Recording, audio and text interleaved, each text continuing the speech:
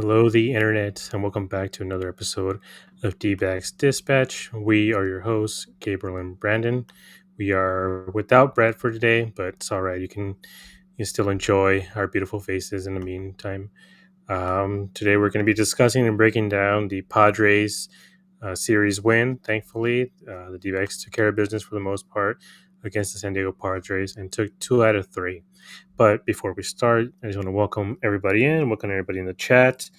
And if this is your first time joining us here on YouTube, please like, comment, and subscribe, and hit the notification bell so you don't miss another episode. If you're listening to us later on Spotify, Apple Podcasts, wherever you may listen to podcasts to, be sure to rate and review. Check us out on Twitter, on Discord, TikTok, Instagram.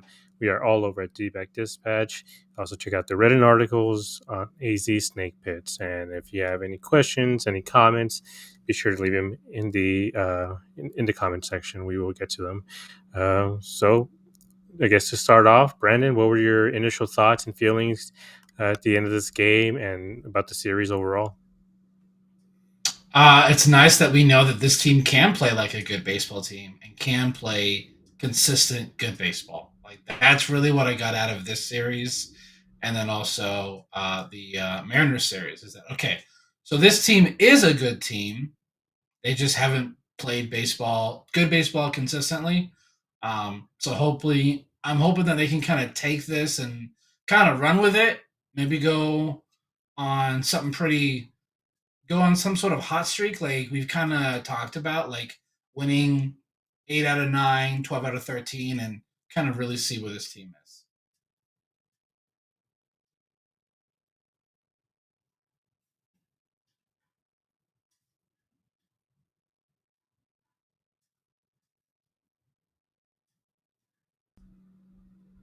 So I think One, I've lost. There we go. Yeah, I lost you for a second.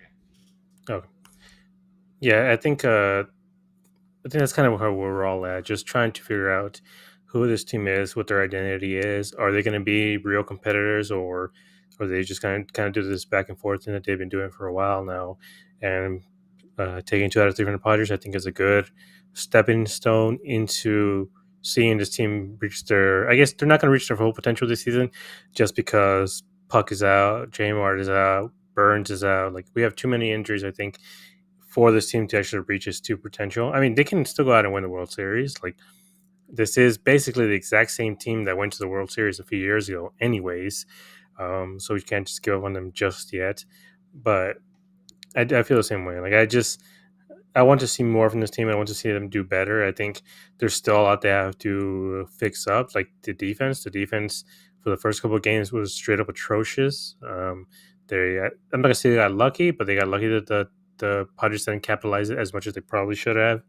And also the bullpen. The bullpen did need some desperate help, especially the last couple of games. They just could not get it done at all against the Padres. So because of those issues, I think, again, playing against the Dodgers, I think this is going to become a bigger issue. Even with the Yankees to a certain extent, if they face off against them, it might be a pretty big issue that they show, like, kind of show their ass a little bit here because of that. But still, they're able to take 2 out of 3, and I think for the most part, the Padres did play good defense and everything. It's just kind of a collapse yesterday. But yeah, it was just, I think, overall an exciting series. Excited to see them get back into the win column, back over 500. And we've said it numerous times before, even said it last year, that what they need is to have a 2 week stretch. A 2 week stretch of really good baseball can change your season around completely. We've seen it with the Dodgers, the Padres, and the Giants. They all started out the season, 10-1, 10-0, 9-1, 8-1, whatever the Giants were as well. We've seen what can happen. They've all been playing 500 balls since then, and they're still at top of the division. Like they're not letting that lead go because of how good they started. Same with the Cardinals; they had a good 2 weeks, and they're still right at the top there. Same with Brewers. That's kind of all you need right now. You just need to have a really good 2 weeks. But getting back to the topics at hand here, the first game, it was the Corbin Carroll game. I think he's just incredible. I think every time that we think we've seen him at his peak. He just does something else that impresses us so crazy. He hit his 20th home run. He is the only D-backs. He's the only D-back in franchise history to hit 20 home runs in every season of his first three seasons. That's crazy. And he also hit his eighth triple or seventh and eighth triple this game, which is, he's well on his way to beat I believe him and Tony Womack have 14 total for the records individually. He is halfway through that already, and we're not even halfway through the season. Uh, Ryan Nelson had a great game this game. He had a Jordan flu game apparently after the game.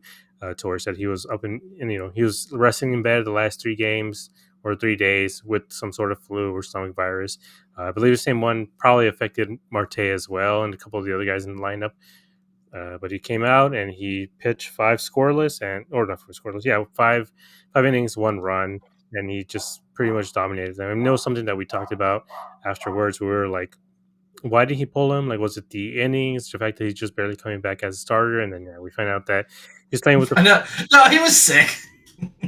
sick. So maybe that's a new strategy. Just guys got to go lick some doorknobs or something before it starts, so he can get sick and then just come back and own the team. But we saw a few unfortunate miscues. I think there's some stuff that I don't think can technically be an error, but Thomas had one. Gino had an actual. I believe he had the only actual error. Naylor missed a ground ball that went through his glove. They originally counted it as an error. They changed it to a hit. And then Gabby, he had a throw. They called it umpire interference, but that throw, oh, not even the throw. The throw was, I mean, it wasn't great, but it was fine enough that Cattell should have gotten that. He just completely whiffed on it, and I think they were just saved by the umpire interference. But they were really close to making it really ugly. But the bullpen was able to come out and they threw 4 shutout innings. Like, it's a very hot and cold bullpen. Either they're going to throw 4 shutout innings or they're going to allow 6 runs. It's just a flip of the coin. But the talk of the town was Corbin Carroll.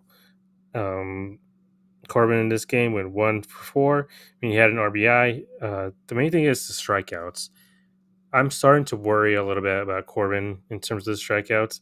I do think he's starting to turn into an all or nothing type of hitter. So far in these last few games, I mean, his average is dropping a little bit. In the last 7 games, he's batting 207, 281, but he has a 552 slug. So when he makes contact, he makes really good contact. He has nothing but triples and home runs when he actually does connect. But in these 7 games, he has 11 strikeouts.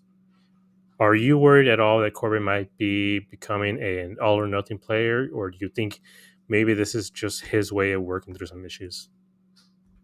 The strikeouts are a bit concerning. In 281 at bats, he has 78 strikeouts, so that is a little high. Um, so that can be a little worrisome. There was a comment here from Scott Mack. Carroll doesn't seem to care about his batting average anymore. It's basically league average. Carroll has always been a 250 to 260 hitter. I think everyone, like, when they see him hit 280, 290, they're like, oh, that's awesome. I just don't think that's what he is. I truly think Carroll is a 250 to 260 hitter. Um, I just think that's kind of what he is. But man, this slug is like, this is truly something special. Um, what he's doing this year. And I love how, like, him and Gino are going back and forth as to who's going to be taking the team home run lead. It's really great to see that. Like, they are literally the only teammates with 20 plus home runs in all of Major League Baseball. No other team has 2 guys that have that. So for me with Carroll, like, it's the strikeouts and it's the really aggressive at bats. Like, he's swinging at the first or second pitch. He has been having a lot of pop ups in the infield lately too. That's a little, like, I'm like, are we kind of back to where he's struggling with his swing again? Like, we might be in one of those little spells that he does. So I think he's going to go ahead and figure it out. But I was shot by the bullpen in this game. Like, how well the bullpen was in this. I'm like, wait, so we can go ahead and um actually have a decent bullpen. Like we said before, I don't even need a top of the line bullpen. I need an average bullpen, just middle of the road. Like if you want to be like number 20 instead of 29, like for me, that's enough because of what this offense is. This offense is so talented that if we have a bullpen that doesn't, and I think that it was either Saturday or today, they brought up the fact like this team has blown like 22 games. Like that to me cannot happen. They have to fix that. But at this point, I don't know how you fix it. Yeah, I think for me, one of the issues that I'm always going to have with Caro, is this is kind of the player he becomes. As great as home runs are, like you do still want to see him hit singles and doubles because he's just not doing that. He's just not really hitting any real singles. He's just going straight for the slug, which is again, it's great, but he causes so much chaos when he's on base that it's always worth to have him at first base because if he's at first base by the end of like let's say Catel's after Corbin, by the end of Catel's at bat, Corbin's is on third base, even if he just hit a single. Like that's how lethal he is on his legs. So I do think he should maybe, like I said, I don't know what it is. Maybe it's the approach, or he's working through something. I don't mean physically, like I don't think he's hurt or anything, but I just mean maybe he's working through something with Mather, trying to maybe close up a few holes in the swing because one of the bigger holes that he has is that up and in, like either it's a fastball for the most part, but every once in a while off speed, but it's a fastball up and in on him, and he's just not able to catch it just because of the way his swing is. I think if you look at his swing and his swing path, that area for now, it's going to be a hole, so it's going to be up to him to adjust to it. And he has been adjusting. They've been attacking him with different things. They're attacking him with changeups away. He adjusted, started hitting them for home runs. They started going up and away. He got to those, and now finally it's up and in. And as of right now, he's getting blown away by those up and in pitches. So it's up to him to adjust. But again, I'd rather see him be able to at least, if needed, if possible, hit some doubles, hit some singles, because we saw it on the game on Saturday. He had an opportunity with bases loaded and no outs to do some real damage there. And he kind of just swung out of his shoes, got struck out, and they ended up winning that game. But for his amount of talent and for his position in this organization, he has to be better. And as of right now, he just hasn't really been. But I do think at some point he is going to snap out of it. It's just a question of when. But again, I think that would start once he stops focusing so much on hitting home runs and starts to focus more on hitting, like I believe Scott Mack is saying in the comments, hitting it towards the gaps, getting singles and doubles, giving other guys RBI opportunities. Because it could just be the fact that this team has been struggling. He wants to carry this team on his back, and for the most part, he has. He did so during the Cattell injury, but again, with Cattell being there, with Gino, with Naylor, and Perdomo, he doesn't need to do everything on this team. He can just get a single or a double, go on second, and he can just, I don't know. I think he can be confident in Cattell's ability, Perdomo's ability to drive in him, so he doesn't have to keep hitting the solo home runs. Yeah, I think though with him, most guys doubles are Carroll triples. Like, and most guys singles are like we've seen him countless times. Like, looks like a routine line drive into the gap that should be a single, and his speed and his aggressiveness turns it into a double. So I don't know like what you do in the like. Do you have him be content with those singles in the gap, or do we want him to be aggressive and turn those singles into doubles? Because then you're in scoring position for Marte, Perdomo, Naylor, and Gino behind him. So for me, it's just put together good at bats. Yeah. Like not this like really aggressive swing at the first pitch or swinging out of your shoes. Like I mean, we'll get into it later. Like, really, what happened in the ninth inning of Game Two is just let the guy behind you keep the ball, like keep the line moving. Yeah. And if I mean, this has been a while that he's been in this little slump. I mean, he's batting 212. But this thing is, he has a good on base. It's 305, but that slug is just ridiculous. It's 540, so he has an 845 OPS in these last 30 games. But he is taking a lot of offers and a lot of one for fours. But those one for fours are usually a triple or a home run.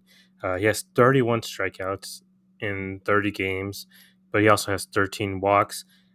He's becoming a borderline all or nothing hitter, which isn't what Corbin Carroll is and what he should be for his career. He is, I think, at his best, he is. I mean, a, it's kind of a bad comparison, but a Tatis type of player.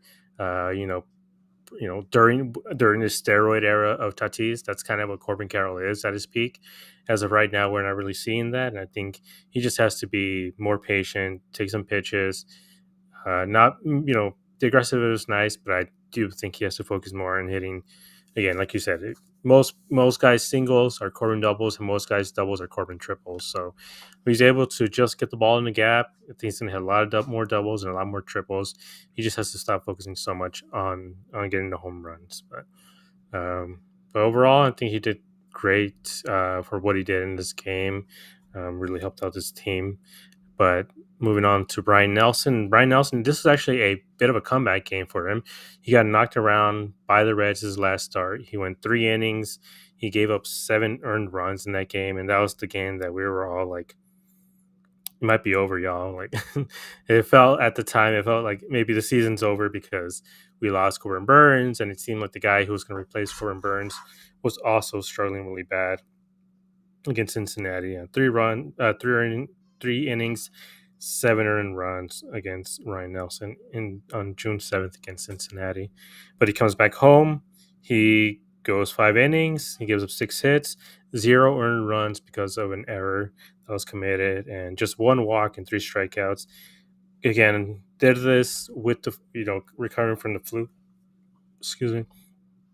And I guess the question is a bit of a two-pronged one. Is one, do you think if he didn't have his flu or wasn't recovering from the flu, do you think they would have let him gone further? And do you think that the Cincinnati game was the true outlier rather than these really good starts? So that's what I've been thinking because after the game, kind of like towards it, like he got the flu on Saturday, but they didn't seem like they knew like was the flu the cause of his bad outing against the Reds, or did he kind of get the flu after he had pitched in that game? For me, it's I we've seen what he is when he is truly stretched out as a starting pitcher, like how good Ryan Nelson is. So I just think that start against the Reds was more of a he's kind of coming back. This start, I feel like they still would have had the pitch count at like 85 or 90. So he probably maybe would have faced another one or two batters there in the sixth. But they also like San Diego had a bunch of lefties coming up, so they brought in Kyle Backus, and Kyle Backus did great. But I could definitely see in Nelson's next start that he probably goes 90 to 95, as long as he's pitching as well as he did in this game. Um, like because outside of that one play in the first, I thought Nelson pitched amazing in this game. I thought he pitched really, really well. We can kind of go back and forth, like who's the error on that play? Like it wasn't the best throw from Alec, but Gino needs to make that play, but also Nelson needs to back up. The team's defense is still like it's still a major problem because kind of like you said, we only got one error in this game, but Naylor kind of whiffed on a ball too, which I think at this point we know that's going to happen every so often with Naylor. Is he's just going to have a play on defense that's going to make us really not happy because we got spoiled with Christian Walker. Now, if everyone's saying they want Christian Walker back, go look at his numbers right now. He's not doing good on offense or defense. He is not playing like the Christian Walker of old. So I think Naylor's playing way better than Christian Walker right now. And if you would have asked me at the start of the week, is Naylor on this team August 1st? I'd probably say no. Today, I think the odds are better that he is.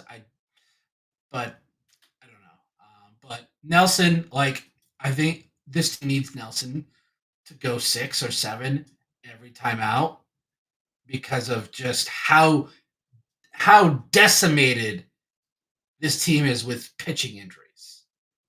Because we have Corbin Burns, Tommy John. We have Justin Martinez, Tommy John. AJ Puck, most likely Tommy John. Oh, and you know who else is probably going to get Tommy John? Tommy Henry. Because he's also getting a second opinion. Like it's just like it Completely. just keeps getting.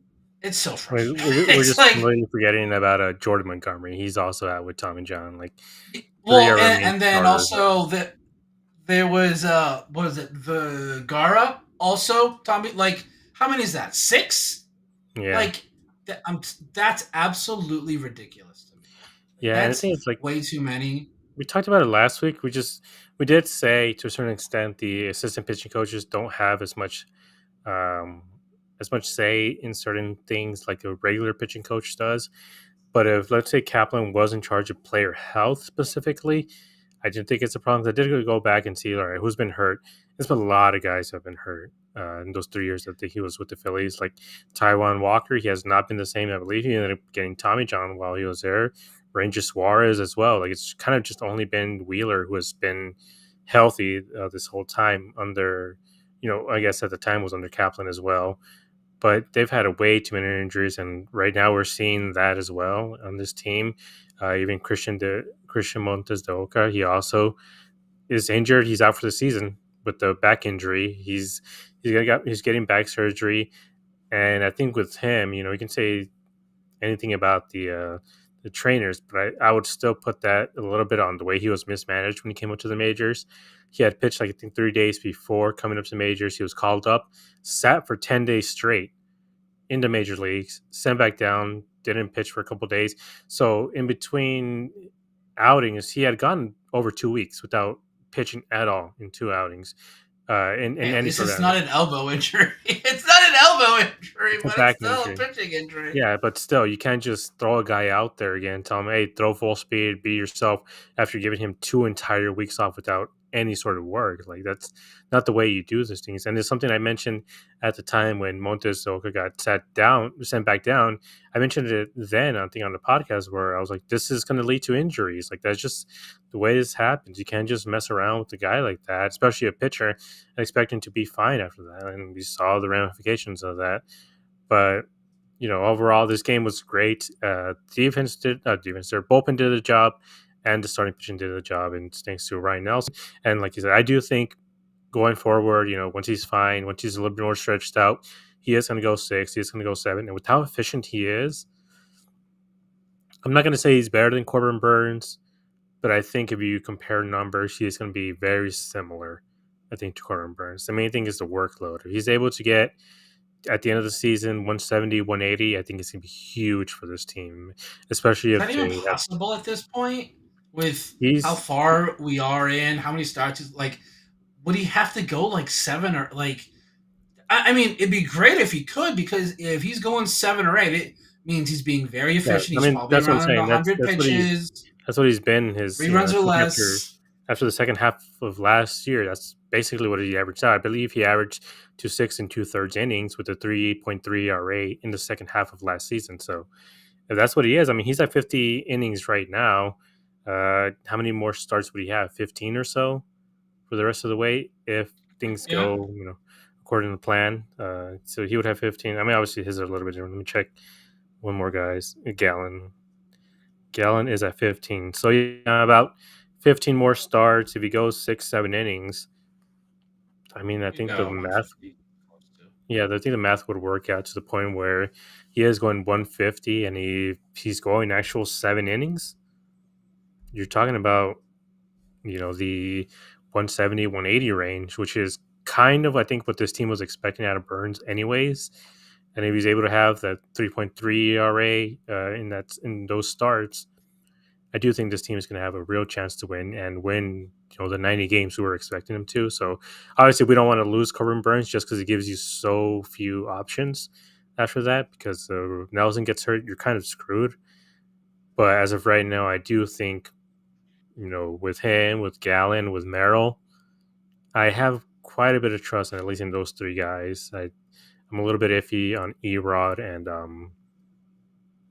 and Fott right now. I'm a little iffy on them, but three guys. We made it to the to the World Series and won 84 games with three guys in the rotation. So having five guys you can throw about 150 to 200 innings, I do think it's gonna make a big difference. But they won this game. I think this was a good starting point. I always talking about winning the first game of the series, how important that is because you can't sweep and you can't win the series. Or you can win the series, but it's gonna be a lot harder to win it if you lose that first game because at that point it's a flip of a coin.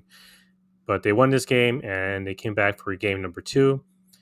I went to this game. I believe you were there. I believe Brett was there as well. This was a wild one. This was one of those games where I was like, all right, we're so back, baby. And then a few innings in, I was like, all right, we might not be back. It might be over. And then we were back in it again. But in this game, Gino and Carroll both homered.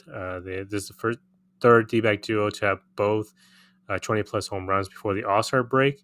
2017, it was Goldie and Jake Lamb, who, if you want to talk about, all time, what could have been, so that's Jake Lamb. Jake Lamb in 2017 before his shoulder injury, man, the man was an absolute unit. And then 1999, Bell and Williams.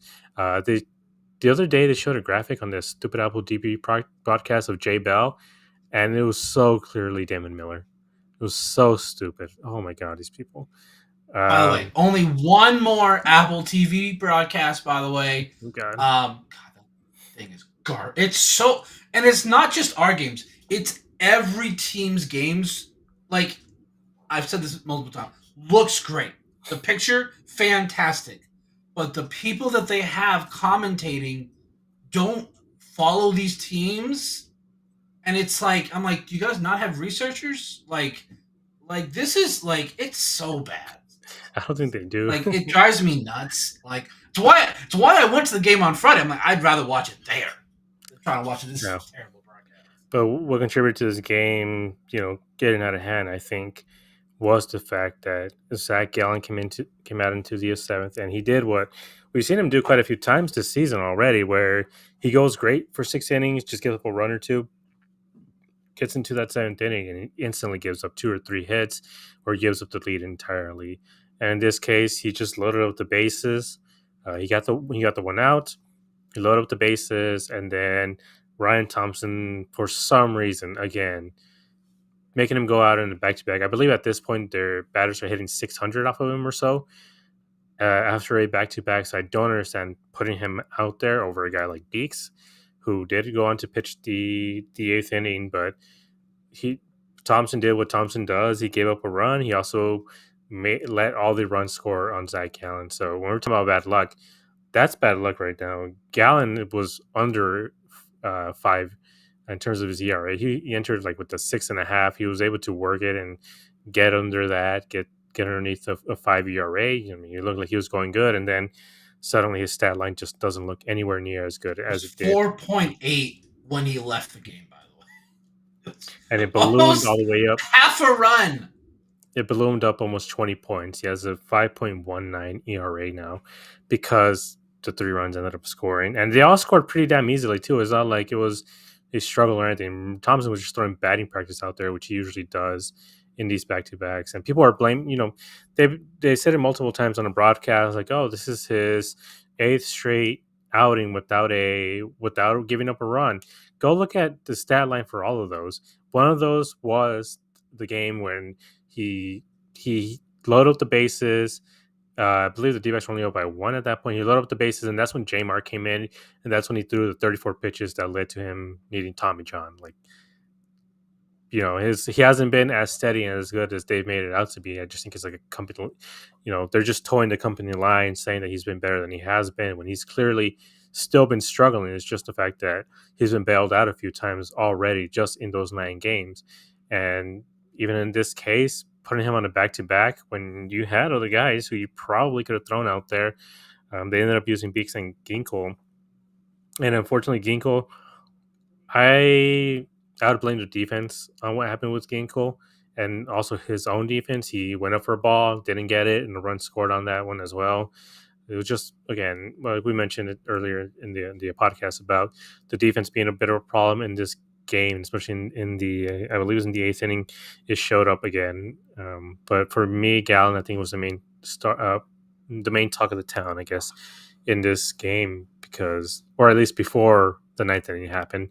But Gallon, up until this point, had gone six and a third and just one run. Are you confident at all in Gallon? Do you think maybe, I know it's hindsight, but it wasn't hindsight in the moment, I will say, because it was something that we were texting about as the sixth inning was playing on. We were like, does Gallon come out for the ninth? He was at 89 pitches, 85, 89 pitches. So he was Is it? at 80 after six. Oh, 80. Okay. So I was like, I don't know because kind of what we've seen with him lately is like he will pitch really, really well for 5 or 6, and then but like in the sixth inning, like he had 2 walks, and that's what's driving me Yeah. crazy. If you're the supposed ace, you cannot be having 4 to 5 walks every 9 innings. You cannot do that. That, like Brett has said it too. Like walks are infuriating. Like I would Yeah. rather you give up single, and run score that way than a walk because the guy you didn't make the guy earn it. Like you didn't like the guy didn't have to really get on base. So this team doesn't have a choice. Yeah, Scott's right. Gallon does lead MLB in walks among qualified pitchers. Yeah. So So I think at this point, I feel at least that Gallon hasn't shown his ability to go into the seventh without him kind of self-destructing because he just started to nibble like crazy in the seventh inning, which is what he that's normally does. I think also the issue was just the game was tied or they're only up by one, so that's what he does. Even that's what Merrill does too when he's only up by a run or it's tied. They all start to nibble because obviously they want to preserve the lead and start being too finicky with it. But I think like again, I brought it up pulling him. Do you think no matter what the count is, do you think if Gallon goes 6 innings and he's pitching the way he is, do you think he should go out for the seventh or not? Doesn't matter what the pitch count is. the score for me kind of matters. And then also who's coming up to bat. Like he was facing the middle of their sort of the middle of their lineup. He had Sheets, Cronworth, Campusano. So I would have said, yeah, you're kind of done there because we've seen kind of how you struggle there in the seventh inning. So I personally, I'm like, you gave us 6 solid innings, but again, we as internet managers are not privy to what guys are available. It literally could have been they only had 3 or 4 guys and they wanted to potentially have them for the eighth and the ninth. Like we don't know who. And again, that's not an excuse. I'm not saying that's an excuse, but with everything going on with this pitching staff, I think, and it's one critique that everyone has of Torrey is he's too loyal to certain guys. Like Ryan Thompson is a prime example. We've seen countless times that he should not be a high leverage situation, but due to all the injuries, Thompson's going to get the seventh or the eighth if it's a close game. He's just going to. And I can't. For me, I know he has pitched better lately. I have no confidence in Ryan Thompson when he comes in. I just don't because he has no command right now. Yeah, I think for me in this case, until Gallon shows that he can, take the ball in the seventh inning like he would before, for me, what I would do is just one and done. It doesn't matter if it's on one pitch or on 10 pitches. After one hit, you're out. Like in this game, when this is something, it's obviously not all Torre's fault. Like that's not what I'm saying. I'm saying in this case, Torre, I guess, has to be a little bit better with the hook than he has been throughout the season, his whole tenure here, where he'll pull guys who are rolling, then leave him in to die after they were clearly struggling. And in this case, Gallon, he already had a few walks, and then he gave us a really hard double to Sheets, who had been killing them all, I guess, all series long. But after he gave up that double, it was like 102 miles an hour. At that point, if Torrey would have taken him out, I don't think anybody would have been upset and shouldn't have been upset, because like, okay, they're starting to catch up to what he's throwing, and it was off of the knuckle curve. The knuckle curve, as great as it is, it's also one of his worst pitches at the same time, because he just spams it at times, and then you just got to sit back on it. If he doesn't, hit it on the ground, then you just got to sit back on it. And then after that, Cronenworth hit a single at 102, 103 again. Maybe at that point you take him out. Dude, starting to hit him really hard, and that was on a fastball, so it wasn't even just on a curve. And then he finally did get the strikeout on Campusano, but that was on 6 pitches. So at that point, he was already over 90. And then you might think, all right, there's a guy on first. Gallon got the first strikeout. Elias Diaz, who for some reason was just killing the D-backs for whatever reason. He was already at over 90 pitches. Again, at that point is when you pull him. Didn't get pulled, and he walked Diaz, and so he loaded up the bases, walked Diaz on 5 pitches.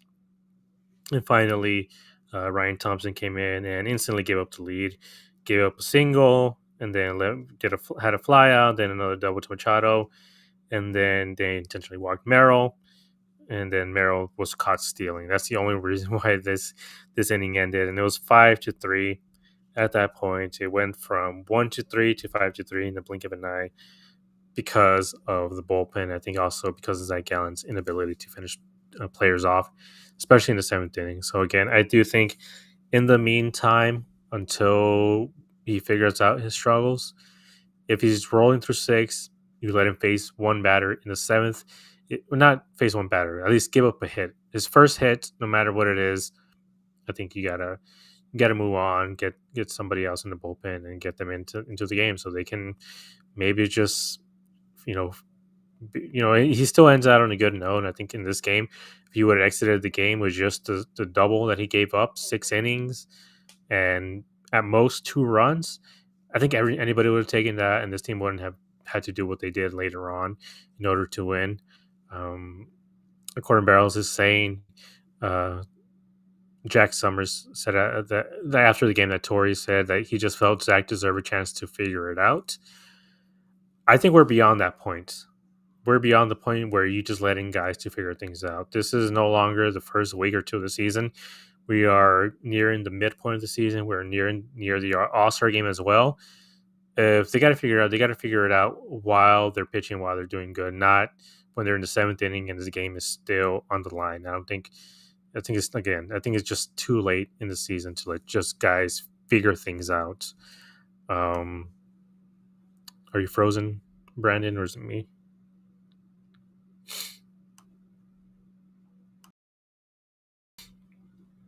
All right, I think we might have just yeah, I think we might have just lost Brandon, but I guess we'll move on to the 9th inning. This was an absolute just mess of an inning. I went with a friend of mine who was a Padres fan, and that whole time, man, I was like, I will say credit to Dbacks fans for staying for this game, because it seemed like they had gone up by a couple more runs, so it was 8-3 at that point. And I didn't see a lot of fans leave like they normally would. A lot of people actually stayed to watch the rest of the game, or maybe just because it was Saturday and it's an early game. But this inning started with Robert Suarez coming in to replace Jason Adam. Robert Suarez. So I do lurk in other teams' Reddits from time to time. Usually when we're close to facing them, just to see what the vibe is, who they're looking for, who they don't want to see in the bullpen. And in this case, one of the guys that I had seen in the last few weeks was Suarez. They kind of view him the way the Padres fans were talking about this game and Suarez. I was like, damn, is this Scott McGuffin, Torey Lovello? Like, it was all the same exact talking points. It was crazy. But Pavin came up. Pavin, I believe, at this point had like three strikeouts, over 3. He got a single, Uh, and then Gabby came up, hit a single, went the other way. Great single from him as well. Then Alec Thomas hit a single to center field. So at that point, the bases were loaded, no outs, and everyone was like, "Oh man, we are one grand slam away from tying this whole thing." And so it was just, I think everybody was just on their feet. It was going just absolutely. Oh, yeah, they're going to tie it if they hit a grand slam. So we were all just, clenching our buttholes and just preparing for either a disaster or a moment of pure elation. And then Corbin struck out again. This is something that we talked about. Just his struggles at the plate, especially with the strikeouts. But then Cattell came up. I didn't like the swing necessarily that Cattell put on it, but it was just enough, and it was just hit barely to the opposite side of the shift, and he was able to leg it out for a single. At the time, I mean, I was sitting behind the Padres bullpen, and I was like, he was so clearly safe. I could see it from all the way back there, and I need glasses. I have astigmatism. I could see it from all the way back there that he was safe. But they called him out, and then they went to the review and saw that yeah, he was safe by hair, but he was still safe. And they overturned the call. Bases still loaded, and then but the run scored. Then Gerardo Perdomo just did what he always does and just comes in the clutch, scores runs, and he hit a triple. Like when do you hear Perdomo hitting the triple? But luckily the ball got stuck in those little edges of Chase Field where the bullpens are, and he was able to hit a triple. He ties up the game, and at that point the stadium is rumbling, like everyone's going crazy. And then they finally bring in Morjan, who's been one of their better, if not their best, relief pitcher. He comes up and then he gets a weird swing on Naylor's. Naylor barely swung. I do think Naylor should have again done better on this play specifically, but still, it was just enough to where he was just able to hit it soft enough to Luis Arias, and Arias is not a good defender either. So he throws the ball a little high, and Perdomo comes in and scores, and so the D-backs win. I mean, did they challenge it? But again, it was one of those like, what do you have to lose type of challenges, and they won anyways. But so I guess the question to you, Brandon, how are you feeling? You were there too, right? So I'm not gonna lie. I moved from my seat after all the craziness in the top of the ninth. I'm like, oh, this thing's probably freaking done. So I was just standing in the concourse. I'm like, wait, Pavey gets a hit. Moreno gets. I'm like, hold up, hold up. I'm like, okay, this thing's getting interesting. Um, and then I was like, oh, come on, Carol. And then Martin, like, I was standing kind of right where you were. I was standing in the concourse area right above the Padres bullpen.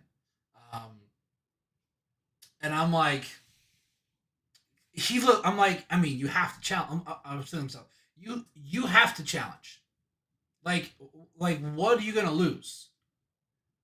Like, it's only gonna be one out, but you get a run, but bases are still loaded, and you're down by three at that point. And then Frog Domo just, oh my, just simply amazing. Um, Ball's hitting that corner. I think if it doesn't take a weird bounce off the base of the wall, I think it's a double. But if you go back and watch it, the ball kind of bounces funny. Tatis misplays it, and I think like that extra couple of seconds gave Jerry just enough um, to make it to third. And yeah, like if Luis Arias was an average defender, like he's not a good. There's a reason he got moved from second base. It's because he's off. Like most teams, they put their bad defenders at first. That's just kind of what you do. And yet, like if he makes that throw and it's closer to where Perdomo was sliding and not high, like that extra second to move the glove could have resulted in the difference. Um, but like, wow, like amazing. The fact that Naylor gets two walk-offs in the span of a week, one of them goes almost 400 feet, and the other one goes 2 feet. Like to me, that's just so like this game. Like this is the type of game that we could look back on in August and September when this team is right there for a playoff spot. Like say September 1st, they're only a half a game out of that third wild card spot. We could look back at this game and we see that in the month of July and August, they were 10 to 12 games over 500 in that span. Like this could be the game that we kind of look back on. Yes, Brett, Luis better than Cattell Arias. Yes. God, you're never gonna let me live this down. And you weren't even here. You weren't even here. You give me more shit for that than Gabe does. And Gabe was the one that was on the show with me. But no, like I'm not saying that they needed this win, but it definitely helps because we kind of like we were kind of talking about like we need this team to go on streaks. I mean, we would see this all the time: win three, lose three, win three. Like they just wouldn't do it. It was nice that they are on a before today a 5 game win streak, and that's how you make ground in the standings. Is you got to go on week long streaks, 2 week long streaks. Yeah, and I think that's just again, that's always going to be the same issue that we come back to, and I think we're going to keep harping on it until it happens. To that point, I believe they won 5 games in a row, right? Yeah, 5. 5 games in a row is great, but that's just not enough to put you into contention just yet, just because of how competitive the division is, and not just the Well, if division, you the go wild card. 5, you lose one, and you win another 5. Like win It's 10 out of just a little 12. bit. It's just a little bit longer, just because you have to also hope the other teams don't win that either. All these other teams have gone on stretches where they do, win 10 out of 12 and stuff like that. So you got to go on a lot longer extended. And the thing is, we've seen this happen. The D-backs have won 5 in a row before. They just immediately went back and lost 3 or 4 in a row. Um, but they just need to keep this up. They're gonna win.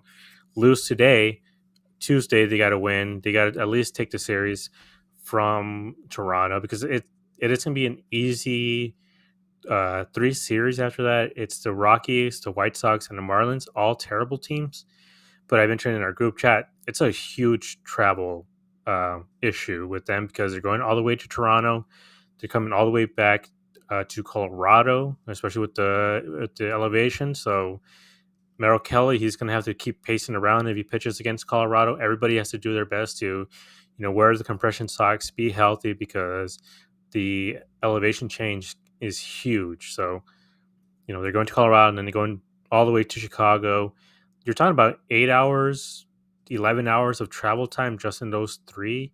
And then they come back here to play against the Marlins. So it's a lot of travel, even with those three bad teams. So, and we've seen the way Torrey handles that. When there's a lot of travel days, he is going to be resting Corbin, Cattell, Gabby, Gino, Gurriel. Like he's all these guys are going to have 5 days off probably because of the grueling schedule. So be prepared to be frustrated at Corbin hitting 3 home runs one day in Colorado and being sat down the next day. Like it's going to happen. So everyone just be aware. And like Scott Mack is saying, like breaking balls don't move great in altitude either. So yeah, again, it is Near's supposedly easier series, but especially with Zach Gallen, he relies so much on his curveball. So if he's coming out there, if Brandon Pfaadt with his sweeper, you better watch out because some of those balls are going to be hit a mile away.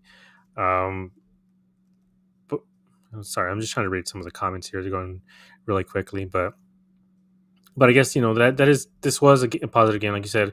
They didn't need to win, but the fact that they did, the fact they came back in this fashion, especially with the way today went, this team could have easily lost the series, and luckily they didn't. They were able to come back, and they had a completely different homestand compared to where they were going. I mean, they were on pace at that point to go 4-2 instead of 5-1. 5-1 is absolutely excellent, and if they can keep going on those type of runs, I do think they're going to be back in serious, not just contention, but in control of a wild card spot. They're still 3.5 behind the wild card and 5.5 behind the division. So doesn't matter how much they win, seemingly they just keep staying in fourth place in this division. But um,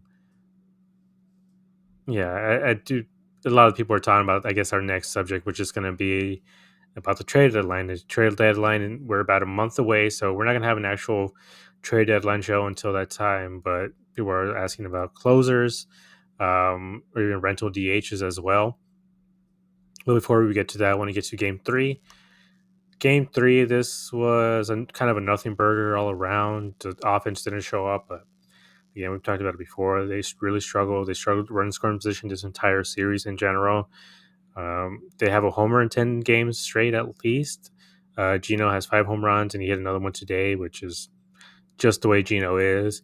But Merrill Kelly wasn't particularly sharp. He kind of was nibbling, not getting as many swing and miss as we normally see, and just was pulling the ball a lot. I think I'm not worried about him, and I don't. I'm not gonna let you answer as well if you feel worried about him. But overall, I just think this was just a bad Merrill game, and he was gonna bounce back next time. And just the bullpen came in, gave up even more runs, and this game was kind of over pretty quickly. So again, I don't think there's much to talk about specifically with this game other than the fact that they just didn't sweep. Do you have anything to say specifically? Something you want to bring up? Home plate umpire was like Yes. was terrible. Yes. Jeez, like, and it wasn't just both sides. Like I'm like, bro, like, I hope that this report of them using ABS next season is true because I'm sick and tired of this. This is driving me nuts. Like, it's so inconsistent game to game and even within the game how inconsistent some of these zones are. Like, there was one strikeout on Marte at least 6-7 inches off the outside corner. I'm like, you can't. Like, the thing that bothers me is these games are in the hands of these umpires, and it's infuriating. Like, in today's day and age, how do we not have these umpires with like augmented reality goggles that kind of show them the strikes? Because I think a lot of them, they're not positioned right, so they don't see it. Because you'll notice a lot of times that if a catcher has to reach all the way over, typically you're not going to get that call. It's just kind of how baseball has been for the longest time. Is umpires don't like to reward guys that aren't pitching where they're supposed to. But I mean, other than this game, Gino just simply great. Gurriel almost had a homer, but I'm like, you guys, if you're gonna hit it to center, you need to do what Gino does and get it really friggin' high. Because there was also a really loud hit in the ninth inning that I swore I was like, oh, that's gone. No, it was like 20 feet in front of the wall. I'm like, oh, jeez. So, yeah, it kind like I don't think this is going to affect them too much. Playing a really poor game before going on the road, um, but I really kind of wanted them to kind of have some momentum going on this upcoming road trip if they can. Yeah.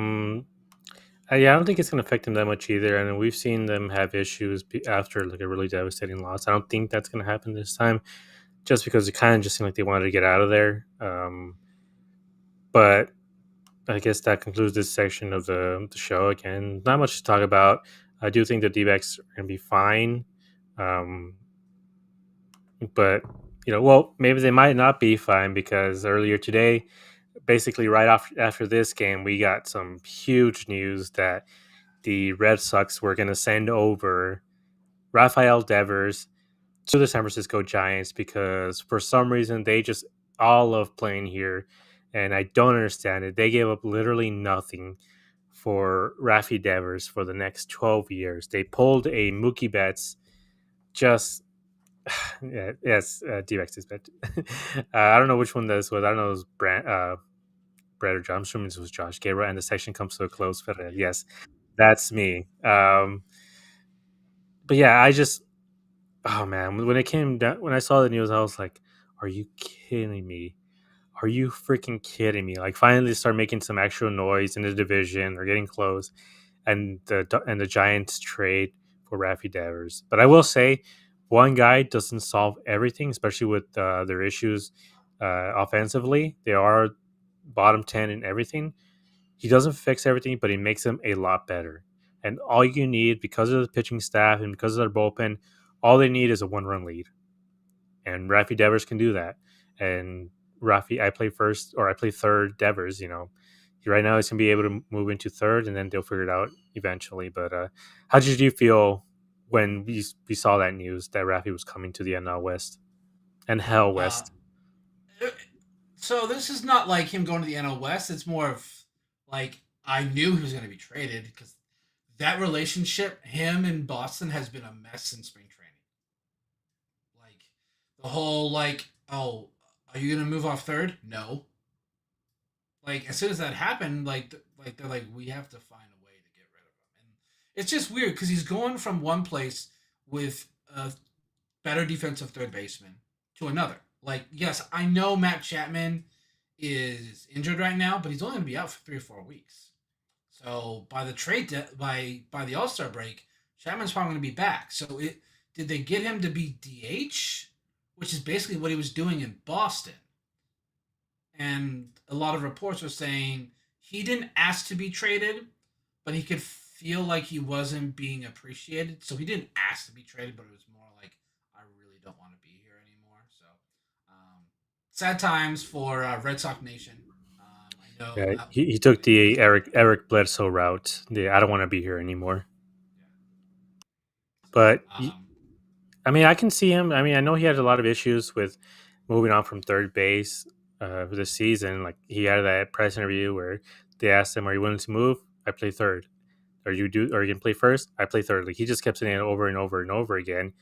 And he mentioned not just him, but I mean a lot of people in the Red Sox had mentioned like the former regime all told him like you're the future third baseman. Like you're gonna retire, as a Red Sox third baseman. Everything was about him being third base and being third base. And then, not you know, good though. He's not a good defensive I third mean, whether baseman. he is good or not, that's what they told him, and they didn't tell him, hey, we're gonna move you to DH this year.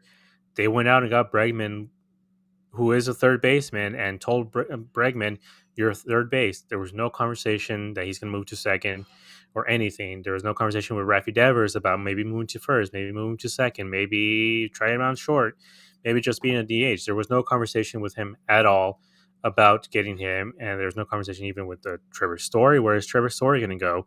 We don't know. Like it seemed like the Red Sox just got whatever guy they could get, and they got in this case, they got one of the best free agent available, which is Bregman. But again, he's a third baseman, and I mean, Brad's bringing something else up, but imagine how Cattell would feel if with all this extension that he's signed. How do you think Cattell would feel if suddenly they traded for a second baseman who was a better second baseman defensively and just as good offensively, and they told Cattell, "Hey, you're DH now." Cattell, I think, has a slightly different personality than Devers, but I do think he's going to be heard about it. He's going to be like, "Hey, like, what's up? Like, you just got me, you just paid me for 3, 4 more years, but to just DH, like, you're not going to let me play the field at all." So I don't know. I can see it from his side, but also traded him for was it 13 years, 12 years, half a year into like an 11 or 12 year contract. That's So he crazy. signed a 10-year, $313 million deal in 23. This is year 3 of that deal. So they're still got like 7 more seasons, right? Like, I don't So know. It's this year, one, two, three, four, five, six, seven.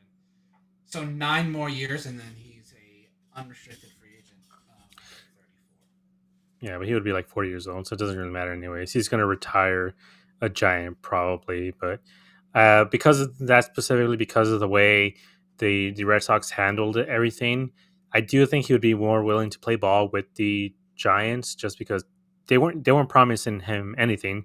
They weren't promising the third base position to him or anything. So being out of that situation, I think this relationship is just completely soured. I mean, we saw it earlier this year. He went 0 for 21. He completely turned things around, though. If you look at his numbers, he had in 270, well over 800 OPS since then. So he clearly, wasn't affected that much. And what the Giants need is a guy who can hit. And whether it's from third base or the DH position, whatever it is, they just need a guy who can hit. And I think it makes him a lot more dangerous. Again, one guy is not going to solve everything, but I do think it makes him a lot more dangerous But just to get to some of the comments here, talking about Devers.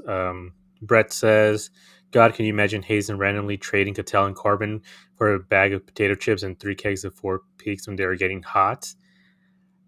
Oh, man, have you seen their return? Their returns in Dude, the so they've oh traded my god, Mookie Betts, Chris Sale, and Rafael Devers, and they've gotten literally nothing in return. Jordan Hicks, freaking nothing. Now they might have something with Kyle Harrison, like change of scenery. Like he was pretty good when he first came up, and then they got their number 4 prospect, which like knowing the Red Sox, it's not going to pan out because literally nothing from the Mookie Betts trade ever worked out. Like that's one of the just most one-sided trades you will ever see. So it's just like I just think that they were like, yeah, we're not going to compete this year, so may as well trade him now and just try and get something for him. yeah, and it's crazy coming And off it's of weird. series. They just swept the They swept the Yankees this Yankees. They weekend. got a game over 500. They're half game behind the wild card. Can you imagine the D-backs doing that? Being a half game behind the wild card and trading Corbin Carroll for literally whoever. Like that's so crazy to me. Like Red Sox are really doing as much as they can to alienate their fan base. I mean, they traded Mookie Betts for nothing. They let Xander walk, and I know the Xander hasn't aged as well as he probably should have, but they didn't know that at the time. They could have offered him an extension. They just never did. The one out of the 3 guys that they offered an extension to, they just traded away. They could have extended, Hall of Famer Mookie Betts. They didn't. They traded him to the Dodgers. Dodgers instantly just extended him, honestly didn't give him all that huge of a contract, especially for Mookie Betts, for who he is, who he's going to be. But look, they traded Mookie Betts, Rafi Devers, and Chris Sale in these last few years. They have gotten Vaughn Grissom, Alex Verdugo, Connor Wong, Jeter Downs, Jordan Hicks, and Kyle Harrison. So bad. This team It's has a freaking humiliation kink or something because I don't understand these moves. And even then, I'm like, call the D-backs first. They'll give you Tommy Henry and some other guy for for Rafi Devers. I would love to have Rafi Devers here. Like literally anybody, send us literally anybody. If you guys don't want Crochet, we'll take him too. Like I don't care. Like for as much as they like getting fleas, like I think this is the perfect time to look for that. But I mean, it gets into the main conversation that we wanted to talk about, which was some comments made by Mike Hazen. So if you have the clip, can you play it? Hard for me to wrap my brain around that line of thought. I get it. It probably objectively makes a lot of sense to want to, load up for some imaginable future. I would have thought I'd have Corbin Burns and Justin Martinez and AJ Puck for the entirety of this season. That didn't go that great for us. So, me planning for acquiring 10 prospects that may or may not make us a good team, it's just hard for me to wrap my brain around that. It's hard for me to watch how hard these guys are grinding every day and then take the trap door and rip it out from underneath them, honestly. And we kind of do these jobs to take shots and win. Those 4 guys that you mentioned, I built the team with those 4 guys knowing they were going to be free agents at the end of the year. And we had every intention of going for it with that same collection of guys. And so, look, as long as we're playing well, and I believe that this team has the gas in the tank to go get it, we're going to try to add to this team. I don't really find it all that fun to sit there in August and September and go to the ballpark every day knowing you're going to get your butt kicked. Like, that's not really exciting for me, to be honest with you. I've done that for a few seasons, and that stinks. And I have no real intention to go and do that, in all honesty. Now, I'm not an idiot. I'm not going to sit there and just, throw bad money after bad. If, we're not in a position, we take on more injuries, our depth gets thinned out to the point where it's going to be very hard for us to cobble something together to chase into a wild card race where we're down behind 5 different clubs. And let me just say this, the National League is what it is. It's a really tough league, and we know that, but I think we're tough too. And I'm not sure that when we walk into town, teams are celebrating either when we walk in for 3 games. So hopefully we give those teams a lot to think about and a lot to handle. And hopefully by the end of July, we're one of those teams that's clawing at those 5 teams, 6 teams maybe, to go by. And that's what my intention is, to be honest with you. So the main thing, the main talking point was this that he wants to add and he wants to make this team better. I have certain thoughts about this, but Brandon, I'll let you go first. Just in general, do you believe him? Do you believe what he's saying that he's going to add? And do you believe he's going to add what this team actually needs? So my thing is, I feel like he is not willing to use certain top prospects or guys to really improve this team because it's too much of a risk. Like, if there's a certain chance that we can get, I don't know, someone like Felix Bautista, but we have to move on from like a Tommy Troy, I don't think he's gonna do a move like that. Or like, I just feel like any moves that he makes is more of a, and it's not like a big buy, like kind of what we saw in 23. Paul Sewald, like, yes, those moves worked out, but at the time, I don't think anyone was real that excited about a Tommy Pham trade. Um, I think those are the type of moves that he makes. Is moves that like he's hoping can help a team, but like we don't really know until a month down the line. I want, if they can go by the end of the month, because we got Blue Jays. Is it Rockies then White Sox, or White Sox then like, if they can go 7-2 in that span, or like 8-1, then you're in a really really good spot because we're 3.5 out of that final wild card right now. Um, Brewers play the Cubs while we're playing the Blue Jays. So go Cubs! Like, I think at this point, like, I think the Cubs are really going for the Central. Um, so like we need the help there. Like, again, there's still a lot of teams in front of us, but I just like, from what we've seen with this offense, I'm never gonna say the season's over until we're literally mathematically done. Like, I know everyone was worried because we were like 6.5 out of a wild card, and everyone was like, "Oh, season's over." And then we just have the week that we just had. Now we're only 3.5 back. So, and yeah, everyone, Brett's bringing up Kyle Finnegan. For me, that's a very like, it's probably not going to cost a lot. Like, Washington did not have a very good week. For me, that's just like, could that move work? I don't know. Like, it could, but it also could be like a Dylan Floro type of trade like we had last year. So I don't think that he's gonna go chips in the center of the table till like the week before the trade. Mike Hazen doesn't seem like the. I think the only major trade that he made early was JD Martinez. Every other trades that he make is like 2 weeks before, a week, a couple of days. Like, I just, because this team is always kind of in that limbo state where we're like, yeah, you could do it, but like there's still a lot of holes in the team. The holes is literally the entire freaking bullpen. That's Yeah, literally the so only thing I is. looked it up last year. At the trade deadline, they're like 7 games over 500. They were in command of a wild card spot. The year before that, even 23, they were a few games over 500. They were in a wild card spot as well. So I don't know. Like, if he's saying, like, last year, I can clearly remember him saying, if they want, if they wanted to do something, they have to show him that they earned it or whatever to get that spot to, for him to make a move. And I felt this team did more than enough to earn actual real moves to be made at the deadline. And the only one that's really worked out was just Puck. And even then, he's not here this year. Last year he did great until obviously the last the last Saturday game where everything imploded and this team was out of the wild card and out of the playoffs at that point. But he's kind of one of the bigger moves. I mean, they had to give up a supposedly great player in Davison De Los Santos, which is a guy that we all brought up early on, saying like, he's really good, but just that strikeout rate is a little concerning. Like him playing in Reno, that could just be contributing him to his inflated numbers. And yeah, since he moved to the Marlins, he became what we thought he would become, which is just kind of a fine to like mediocre, below mediocre player.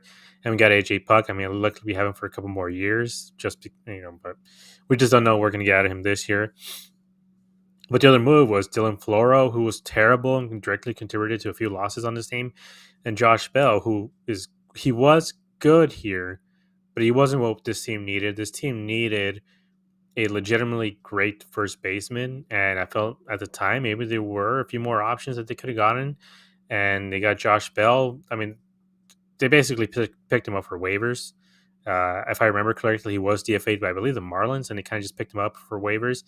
So this team kind of just did bad. And I think at the time when we had the talk after the trade deadline, I straight up said I felt that Mike Hazen abandoned this team because of the moves that he made. He didn't give them what this team needed, which was a legitimate starting pitcher. With how many injuries they had last year, they needed starting pitching, and there was a rental guy out there that the team that got him didn't pay very much, and that was um, Jack Flaherty. The Dodgers gave up nothing for Jack Flaherty. They gave up, like I said, a bag of potato chips, and that's it. They got Kopech again. They gave up Vargas, who was batting like 150. He was batting like 150 at the time, and that's all they traded for. And you got Tommy Edman. They got the three guys that this team would have really needed. And I think if they would have gotten two of those guys, three of those guys, I think this team would have been in the playoffs and would have gone far. And also the Padres, they got Tanner Scott. They were proactive. They got them all like a couple days before. They, they gave up their second highest rated prospect, but they got Tanner Scott and got far into the playoffs as well. And I think again, if the D-backs would have gotten Tanner Scott last year and AJ Puck, I think this team was in the playoffs and probably wins the World Series as well. But I felt for the moves that Mike Hazen made at the actual trade deadline, by the way, a lot of the moves that I mentioned were a few days before, if not a week before the actual deadline. I do think, Brett brought it up earlier, he needs to be proactive, not reactive. We literally can't wait until the last few hours of this deadline to make a move where, I always say it, they're shopping at the $5, Walmart DVD bin. Like that's what this team has done these last few years. Even the 23 when they went to the playoffs, they got Paul Sewald, which is again like a sort of a AJ Puck situation where he's going to help them. But other than that, they got Tommy Pham. I was like, Tommy Pham, really? This team needs a big bopper, and they got Tommy Pham, and I believe they got somebody else, Jace Peterson. Great one on that one. And we needed a utility infielder, and you got Jace Peterson, who got like 2 hits total in 2 months. So I don't know. It's just when he says what he's saying that he wants to make moves, a part of me doesn't believe him because of what we've seen so far these last few years when they've been in contention.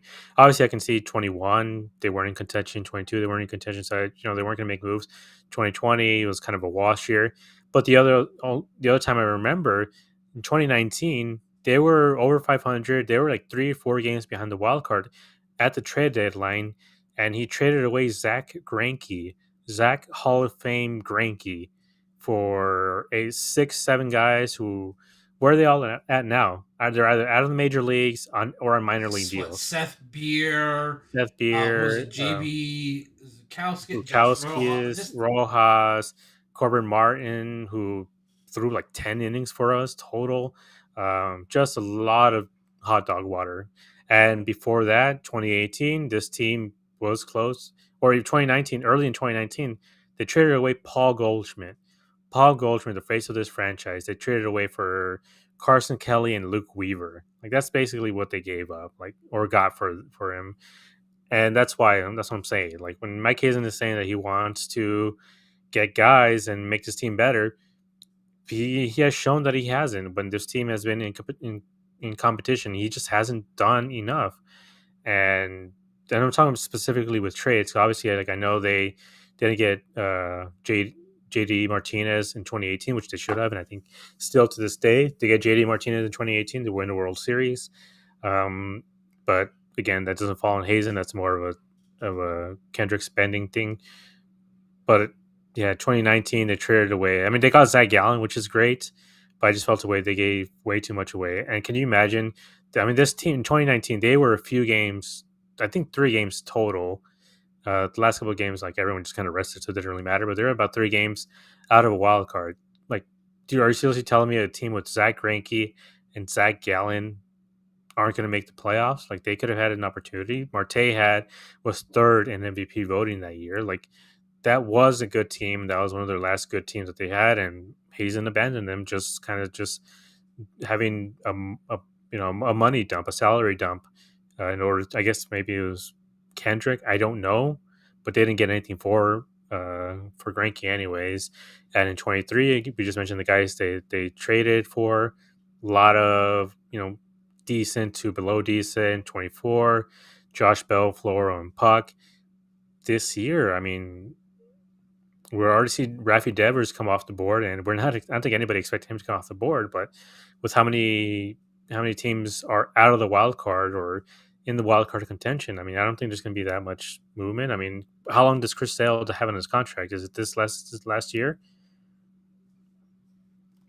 Because of because I mean, the Braves are sliding really far back. I think this is the first time all season that we've had real separation in between wild card teams. So he has a club option in 26. Could Chris Sale be an option for the D-backs? I mean, I think he's going to be a hot commodity Yep. because the Braves aren't competing.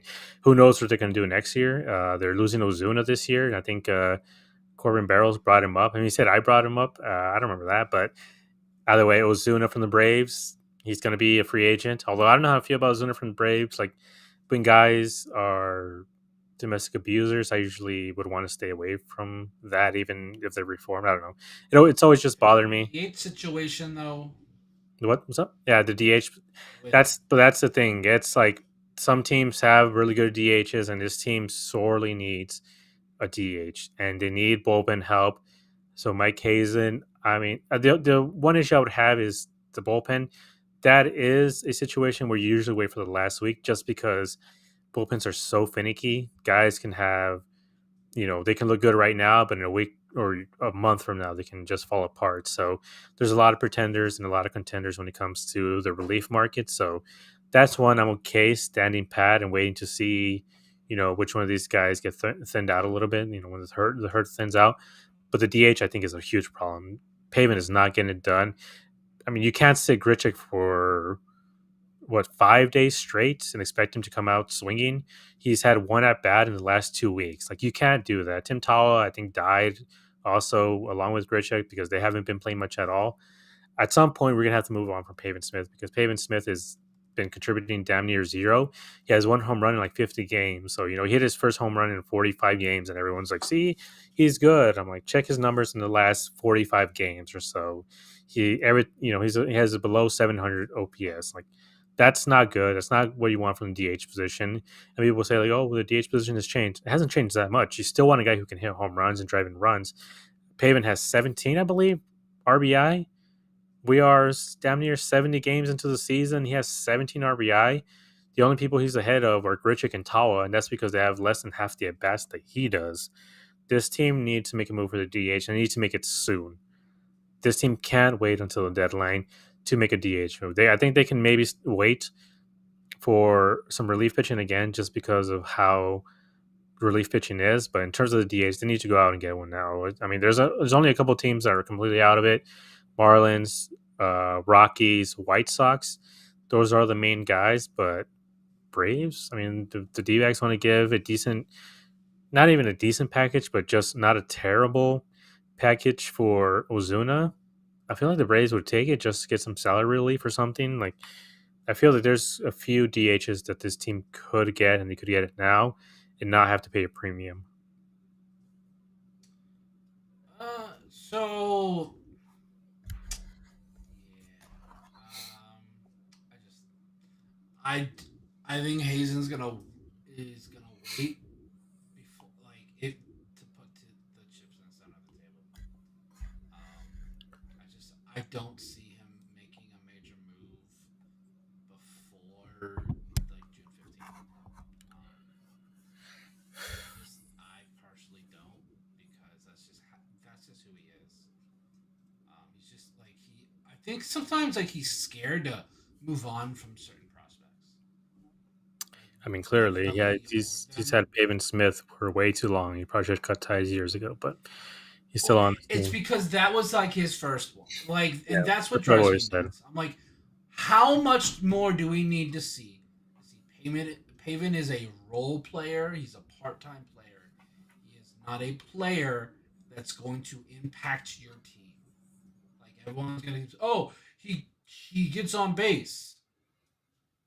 So his job as a designated hitter is to be a run producer.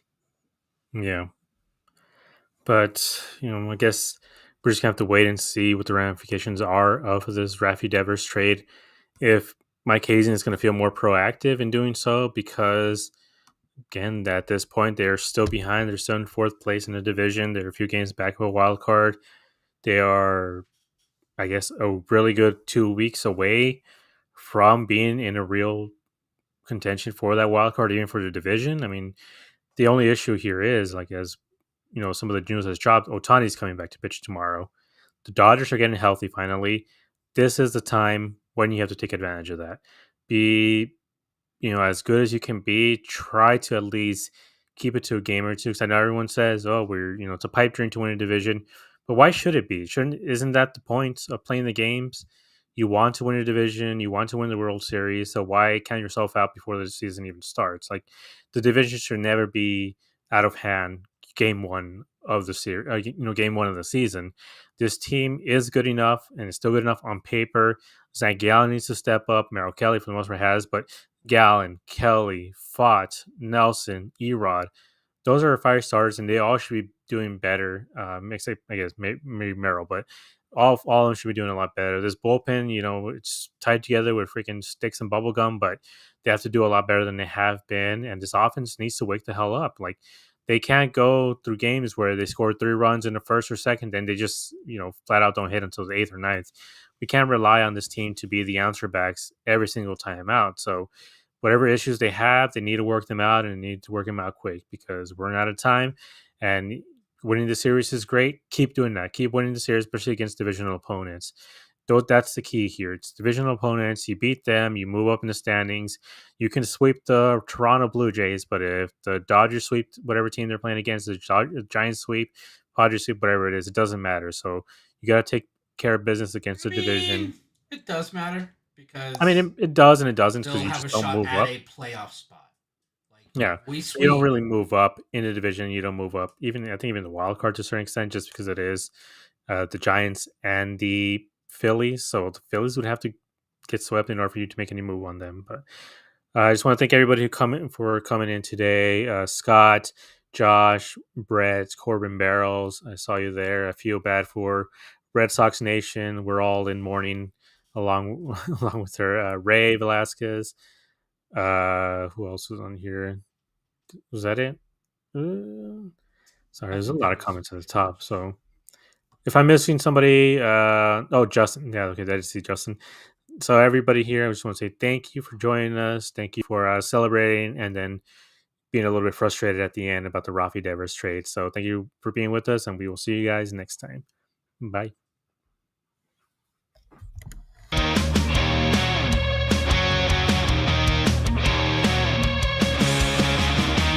Under the lights, the game goes down. Tears are a heap, but we own this town. Brennan gave on the call, with Josh in the back, bringing it all. Fastballs hum, the bats ignite. 9 innings deep, we fight all night. Wins and losses, highs and lows, we break it down, yeah, that's how it goes.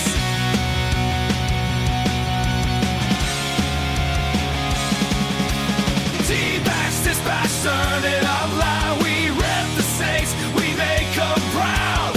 From first pitch to the final fray, we bleed sun tone red in this game. So hit subscribe, don't miss a